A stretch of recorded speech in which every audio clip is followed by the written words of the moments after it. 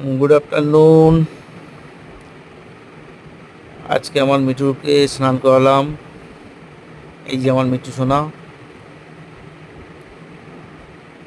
মিঠু, মিঠু, মিঠু, মিঠু, মিঠু, সিজ দাও, সিজ দাও, সিজ দাও। মিঠু, এইমাত্র ওকে স্নান করালাম। অনেকক্ষণ ধরে স্নান করেছে, তারপরে এই যে খেলা করছে। মিঠু, মিঠু, কি হলো? তুমি রেগে গেছো? তুমি রেগে গেছো?